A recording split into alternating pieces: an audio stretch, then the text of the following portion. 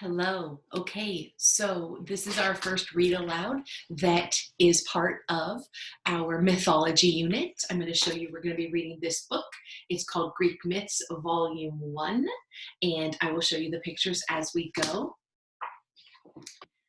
Pretty excited about this because Greek mythology is one of my very favorite things to study. So I'm going to read you the introduction first so you understand what it is we're going to be reading about. Introduction. Here is a collection of stories that have all the ingredients for a good read. Monsters, giants, fire-breathing serpents, brave heroes, wicked sorceresses, winged sandals, helmets of invisibility, all the stuff of fairy tales, but with something else besides. Fairy tales belong to a make-believe world where good characters end up happy and wicked stepmothers are punished. The stories in this book are myths, and with myths, you can't be certain this will happen. This is what makes them so gripping. When Theseus slays a monster and returns rejoicing to his father, you can't be sure there will be a happy homecoming. When Laocoon fights with deadly sea serpents, you can't assume he'll win. Myths are the world's oldest stories. All peoples have them. They are our earliest attempts to make sense of the world. Long before science came along to account for most things, people evolved stories that answered the big questions of life. Who made the earth and the sun and put the stars in the sky? How did we get here? Where do we go when we die? More than any others, the myths of the ancient Greeks have kept their hold on people's imagination through the centuries. They are a feast for young readers and young listeners alike. Okay, so the first story we're going to read today is called Prometheus and Pandora. This is how the ancient Greeks imagined the world began. In the beginning, they said, Mother Earth created the world we live in. She made the land, the mountains, the rivers, and the seas. Then she married the starry sky and gave birth to the living creatures, the lion, the horse, the eagle, and all the birds and beasts we know today. But there were no rules then about what was good or bad, and some of the creatures she made were horrible monsters, giants with 100 arms or one eye in their forehead, and lawless beings like the Titans, a race of gods who were the first rulers of the world. Their king Kronos was so horrible that his son Zeus overthrew him. This was a happy thing for everyone, for Zeus was much more reasonable than his father and kept the wild Titans in order. He imprisoned Kronos in chains and forced Atlas, the brawniest Titan of them all, to hold the great weight of the sky on his shoulders forever. Zeus and his followers formed a new race of gods who lived on the top of a cloud-capped mountain called Mount Olympus.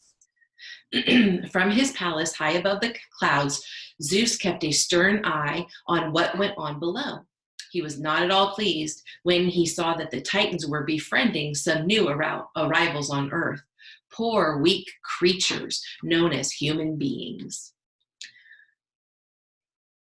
Where these humans came from, no one could say for sure. Some said that Mother Earth made them out of rocks and soil. Others said that a Titan called Prometheus modeled them from potter's clay. Prometheus was clever and good at making things. He helped human beings a lot when they were new to the world and didn't know how to manage. One day, Mother Earth gave him an enormous basket of gifts and told him to share them out among all the creatures of the world. I have made them too hastily, she said, and not finished them off properly. Now Prometheus had a brother called Epithemius, who was as foolish as Prometheus was wise. When Epimetheus saw the basket, he begged to be allowed to do the sharing.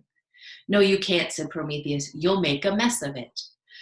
But Epimetheus pleaded so much that in the end, Prometheus said he could share out just the very littlest things. So Epimetheus gave a shell to the crab, fangs to the snake, long legs to the hare, and so on. Then he handed out swift wings to the eagle and ferocity to the lion, and each creature was so pleased that Epimetheus could not bring himself to stop. When Prometheus returned, the basket was empty. You didn't think I'd manage, said Epimetheus triumphantly, but I've done a perfect job. There was just enough to go around. What did you give the humans? asked Prometheus sharply. Epimetheus had to confess that he had forgotten all about them. Prometheus was furious because he thought they needed more help than anyone. Then he thought of the perfect gift for them if he could only get a hold of it. He would bring them fire from heaven. Now Zeus was suspicious of these humans because he suspected them of plotting with the Titans to overthrow him. To keep them helpless, he had hidden fire on Mount Olympus so that they could not have it.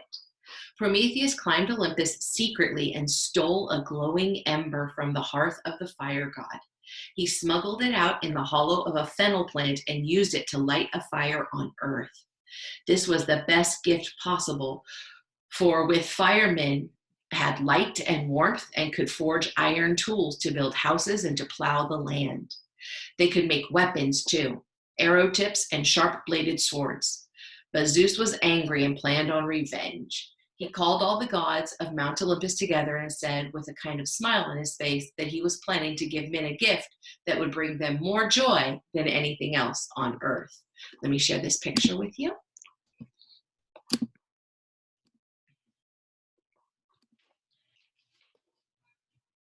Here we go. So that is Prometheus. He's running from the top of the mountain where he has stolen the fire.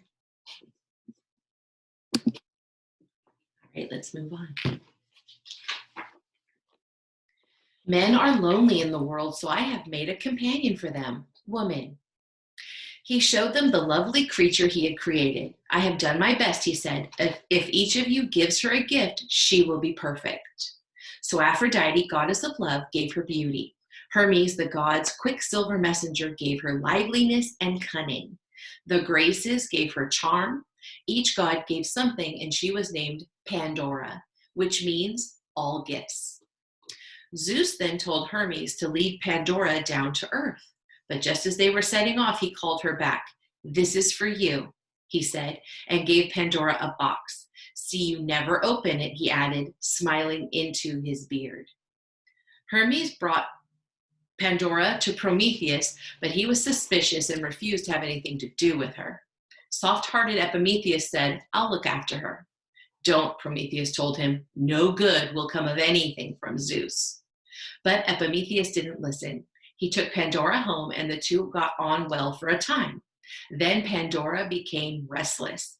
I can't think why Zeus gave me that box, she kept saying. Neither can I, Epimetheus would reply without much interest. He told me not to look at it. Then we needn't bother about it, need we, Pandora? But Pandora could not leave it at that. I'll take just a tiny peep, she thought. She picked up the box and undid the clasp. Immediately, the lid flew open and a swarm of hideous creatures shot into the air.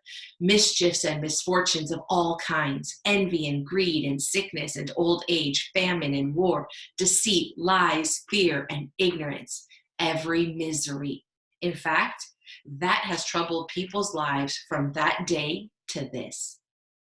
Pandora shrieked as the horrible things rose in a cloud past her face and out into the world. It was too late to close the box.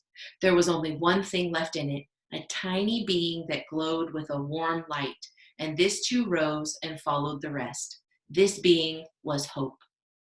Zeus's heart had softened just enough to allow people this one comfort that helps them bear all the troubles of this world. Hope. I'll show you the last picture.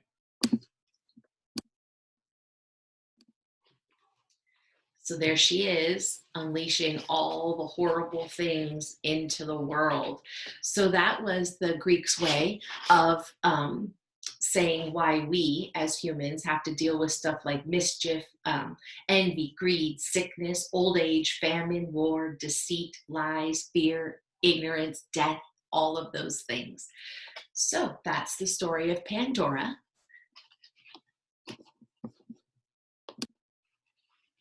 I hope you liked it. There's many more stories to come. There are so many Greek myths. We will read through a lot of them. That's all I have for you today. So after you have watched this video, please comment so that I know that you've seen it, because we need to be able to talk about them in our Zoom class. Okay? Thanks, guys.